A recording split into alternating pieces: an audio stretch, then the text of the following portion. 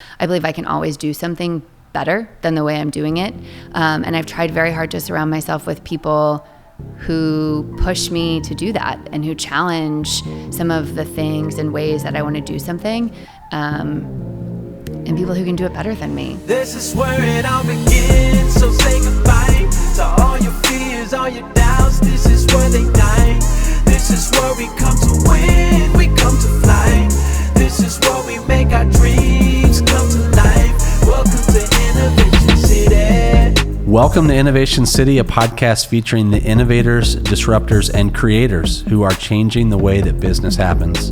My name is Tyler Kelly. I'm here with my co-host Leanne Buchanan, and we're coming to you tonight from Slam Agency St. Louis. And we're really fortunate because we have a very special guest. Her name is Brooke Meek, and she is the founder of PLNK. Correct. Welcome. Thank you so much. Thank you for having me. Welcome, Brooke. Thank you. So I normally start off with the background and the bio, but we've kind of got the long and short of it. But talk to us a little bit about PLNK, and we were just talking about the name, which is the no vowels, and how it came to be. Sure. So PLNK is the only workout of its kind. It exists in the middle of the spectrum. So if you think of workouts on an intensity spectrum, so a low intensity, high intensity, and that spectrum also coincides with impact to the body, right? So low intensity typically coordinates with no impact. So think your yoga, traditional Pilates, these kinds of physical therapy, I would lump into that group. And then as you go across the spectrum, you have kind of your CrossFits, your boot camps, and so you have all this intensity and all this impact. Sebastian Legree in the 90s created a machine called the Reformer. So it's rooted on Pilates with a whole lot of bells and whistles attached. And then it occupies this new space. So it's super high intensity, maybe the hardest thing you'll ever do, but it's no impact to the body. So it's as safe and as focused on alignment as maybe a yoga class, but as intense as perhaps your favorite HIIT class. Wow. And there's a device. Did I hear that right? Correct. There's a device. Yes. Tell me about that. I think the majority of the population knows what the Pilates Reformer is and looks like. Not me. No? No, tell me all about it. What? No. What? It's about as big as a dining room table. Okay. There's two platforms, front and back, that are stationary. And then the middle has what we call a carriage that moves. It's all spring resistance. So it's loaded to kind of meet your body at the curve. So it can be pushing, it can be pulling, it can work for you, against you. So it's kind of like this Bowflex in the way that it has like a million machines in one. And Wow. Then on top of that, there's a bungee off of the end. There's some TRX bands on the back. Sebastian was a bit of a mad scientist and he was a bodybuilder. So he kind of came up in the like Arnold Schwarzenegger days of LA, and he was an actor / bodybuilder. And he loved the gym and wanted to do it more efficiently. So he worked through the gym floor and all of those machines and all those exercises and combined everything into this one method. Wow. Mm-hmm. That's true innovation if I've ever heard it. Mm-hmm. Right? So talk to us about what got you into the fitness space, becoming a female founder, running this awesome, well-recognized fitness studio. Like, how did you end up here? It's a great question. I think the short answer to that is I saw an opportunity and I took it. The long answer to that is my husband is a physician. We had twins at 24 when he was in medical school and residency. We then went on, because why wouldn't we have a third child a few months later, right? It makes so much sense. So we had 3 under 3 before I was 26, and fitness truly became my outlet. It was, the saying, you work out for your health, right? Or for your, what is the saying? I'm not going to be able to remember it. But it's my mental health. It was my escape. I needed it. So I've always worked out in all kinds of different fitness capacities by myself, lifting, doing some CrossFit, doing some running, boot camps, yoga, all of it. And one day, a good friend of mine had taken another job. She owned a bar studio. And she asked me to help. She said, I'm taking this other job and I really need some help with some marketing, with getting people in here, with just kind of running, managing. And so right around this time, Do you all know the Victoria's Secret fashion show? Weird. Tyler, you do? Actually I do. Believe it or not. Right? But you know how they do those cutaways to, oh, Leanne, what were you? How did you get ready for this? Yeah. And, oh, Joe, and all of these things. And so they cut away, and all of these different models were talking about this new equipment and this new method. And just happenstance, my little brother had moved to a city, and I was helping him move in, and they had that studio there. And I went and I took class twice, and I just remember leaving thinking, what was that? What?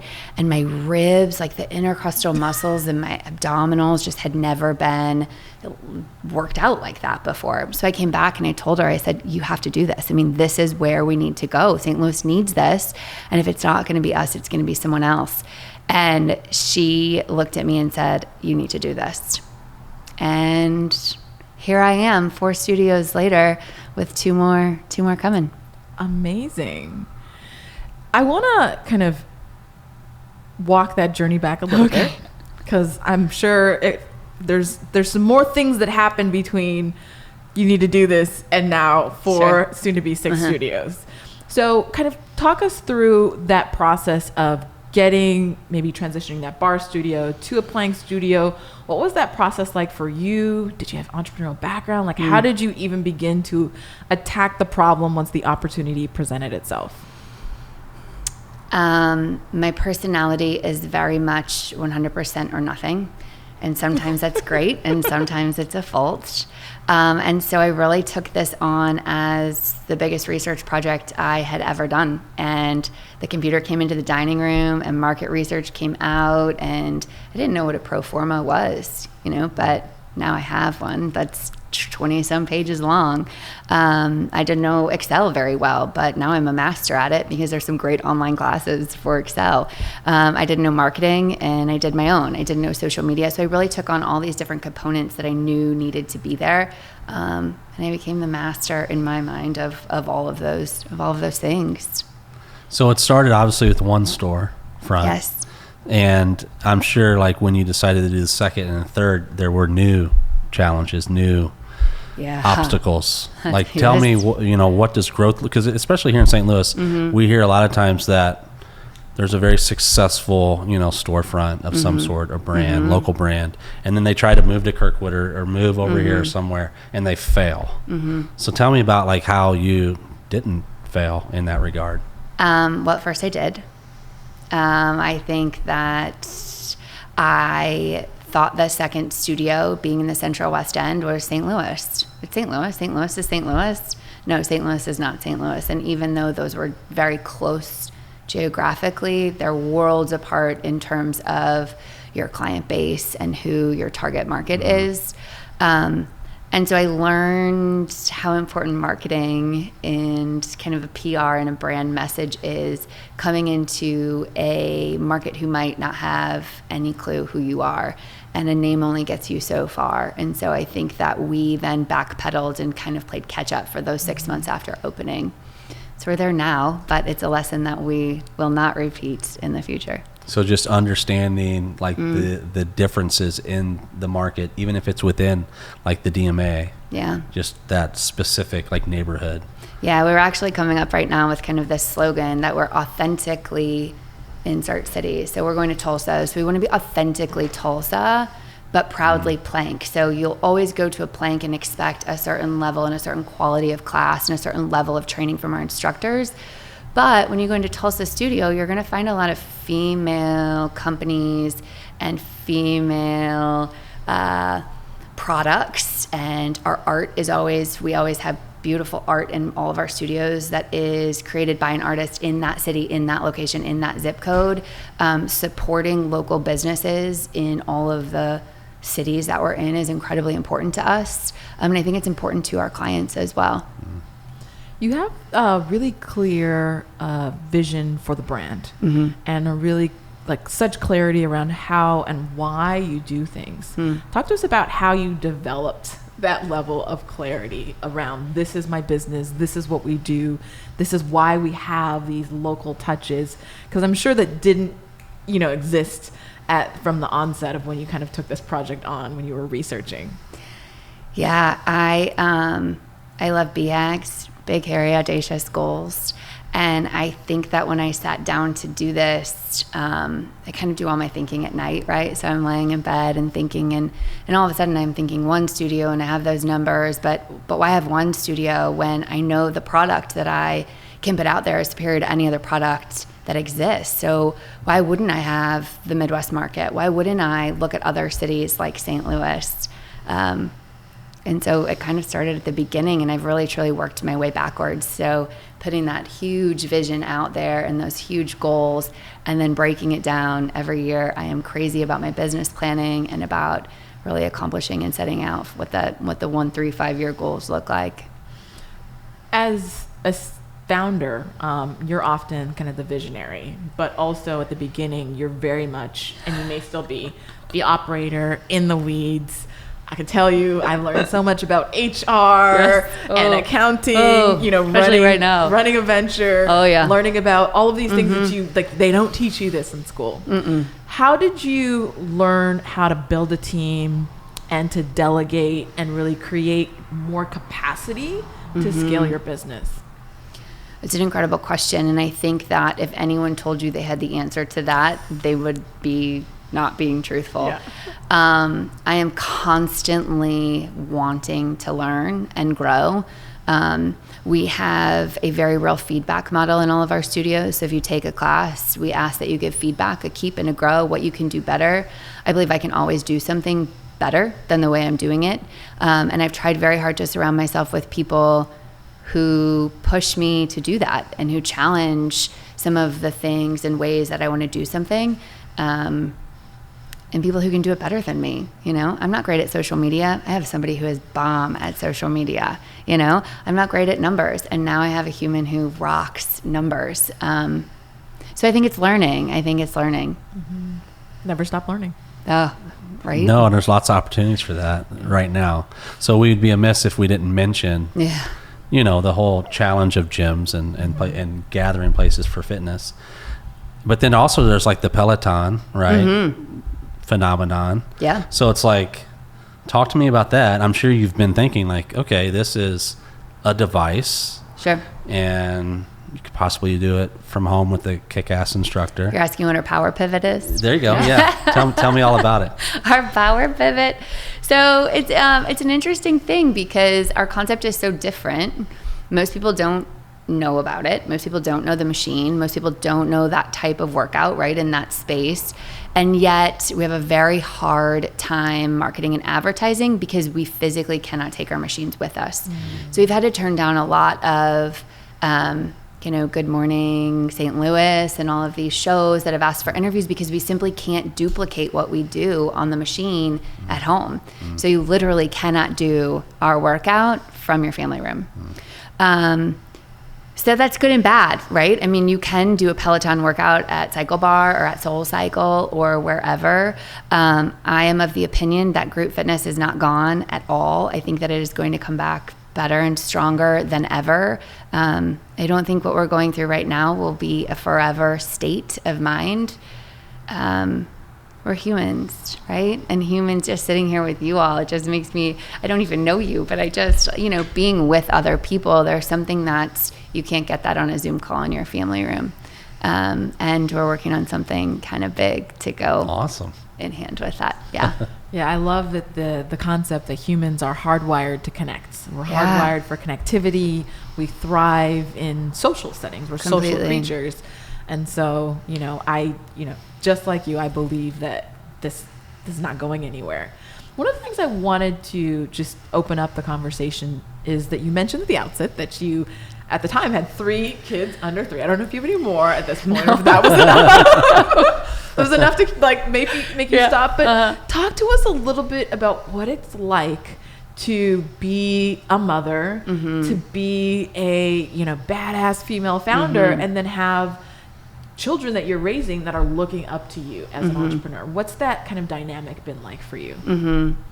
Well, I'm very, very lucky. Out of need, I was a stay-at-home mom. So I had a husband who was in residency and working 110 on average hours, and it just didn't make sense for me to also work and our kids don't have anyone. So I stayed at home with my kids, and and Plank opened the July of my youngest first grade year.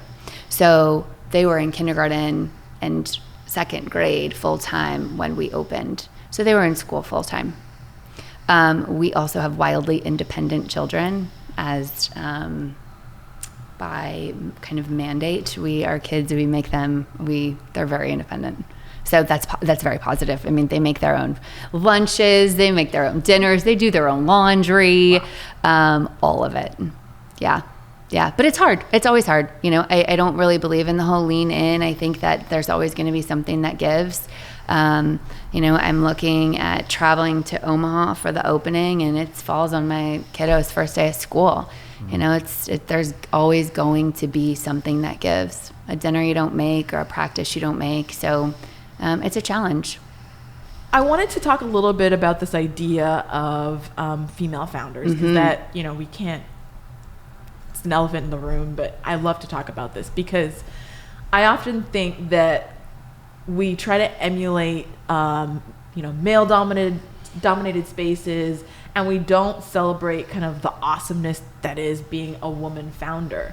How have you been able to create space to kind of connect and build community with other women CEOs? By setting an intention to do so. I think that it's, I negotiated and have negotiated all my own leases, and the space that I'm in is very male dominated. And to sit at a table with commercial real estate agents and brokers, it's eye-opening, I think, to me. It's eye-opening to really see, to really feel, to have felt that for the first time. On occasion, I'll have somebody who's showing us property in a new location or sending me documents, ask, if they should also send them to my husband. Wow. Yeah. So it's very real, and surrounding myself with other women in the space who are running these incredible businesses and organizations. I get to hear that, it's okay to feel upset by that, and it's okay to be validated. But you have to look for them, which I think is a bummer. I think that women are naturally entrepreneurial, and I think oftentimes what we don't create is that inspiration capital or the mentorship pipelines to be able to see Completely agree. Women kind of business owners and women founders who are, the quote, there's a special place in hell for a woman who does not help other, women. So how are you thinking about paying it forward, looking back, and really creating more of a pipeline for other, entrepreneurial women like yourself? That is a great question, and one that I'm not sure I've given a lot of thought to. Plank has always been very charitable. It's not something we advertise, but we give nearly 10% of our revenues back to our communities that we're in. Pride Month starts in a few days. We've always supported Promo here in Missouri, an LGBTQ organization. It's something that we're really, really proud of. We don't just print rainbows on things and profit off of it. We actually walk the walk. We do a lot of donation classes. We support a lot of university charities, a lot of fraternity and sorority organizations. So we're trying really hard in that way. I'm really great friends with Ted Collier of Katie's Pizza and Pasta, Ted and Katie, and he probably won't even remember telling me this, but we were about to open and I was in his studio and he said, with small business ownership comes great social responsibility. And it has just really stuck with me that there's real responsibility there. So it's something we're really proud of in terms of just females. That's something that I need to think about more, I think. Yeah, I think that, to your point, there is now more than ever curated spaces and groups and organizations that are really creating space for women to be in technology. I think about Girls Who Code, just being like, I'm a mentor for Girls Who Code when they have their summer camps, or in where I'm based, Miami, we've got BAPS and Win Lab, which has the women, all female accelerator. And so, I think that, women like yourself just definitely serve as great inspiration points for young girls or other entrepreneurs. Which brings up a good question for that young female entrepreneur that's trying to like step out of the status quo and do something, you know, that there might be a ceiling on in her mind. What's your advice for her? Have courage. I think that I often fall back on, I don't operate in fear. I never have. I'm willing to fail, and I'm with a partner who's willing to fail with me. You know, it's kind of an ongoing joke, but there's some very realness to the fact if we go belly up, he is a physician and he owns his own office. So what? So we sell the cars. So we sell the house. So we take our kids and we live in an apartment in Miami. I mean, with a ocean view, like there's worse things that could happen, right? But if you don't do those things, think of all the great things that can't happen. So I think my biggest piece of advice to anyone starting a small business is really to operate in that space of courage and not fear. That's great advice. And with that, I think it's time for the lightning round. Ooh, yes. Yes? Okay, let's see. All so right. this is fun. Are you ready, Brooke? Baker's laughing at us. So I tend to be very honest with my lightning round, which Okay. is just picking out a card. Tyler tends to be a little bit A little bit more selective. Okay. We kind of already answered. Well, what risk are you happy that you took? I might know the answer to that. Expanding out of state. Ooh, why? I think it was time, and I think that we can bring something to some of these second and third tier markets that wouldn't see it for a long time. Love it. What is something new you recently tried and loved? I have been going across the river to work out in hopes of normalizing group workouts again, trying to get all of our humans back. And I did hot yoga at Yoga 6 in St. Charles, and it was fantastic, and I am not a yogi. Wow. I did hot yoga and almost died. Serious. Thought I was going to die. Okay. What are you passionate about and want to do more? I think I would go back to really focusing more and developing the kind of the social side of Plank and our giving, and maybe making it more directed, and how can we grow that? You know, it's become kind of just a pet project, but I think that it can be more impactful than it is. Excellent. What does this world need more of? Love for all humans. I have to agree with you 1,000%. I mean, the timing of this is, we got a lot going on. Yeah. It's a complicated place. It is. But I think, to your point, love helps us humanize, and it helps us see people for who they are in a more compassionate and better light. I think the the absence of love isn't hate, but it's indifference. And I think indifference is fundamentally not seeing people as human. So I agree with you. You just gave me goosebumps. Yes. Yes. So you're expanding, you're growing. So this question is perfect. What are you working towards that you could use help with? Well, if anyone knows anyone that is listening in Tulsa, Omaha, Des Moines, or Memphis who loves Legree, send them our way. We always need help with staffing, creating those families. Awesome. And on that note, how can people get in touch with Plank on, the website, social media? How can they get in touch with you? Yeah, it's Plank Fitness, PLNK Fitness. So our handles at Facebook and Instagram are at Plank Fitness, and our website is www.plankfitness.com. Love it. Thank you so much for Thank you joining guys us. so much. This was so fun. This was Thank great. you. Thank you, Brooke. Thank you so much.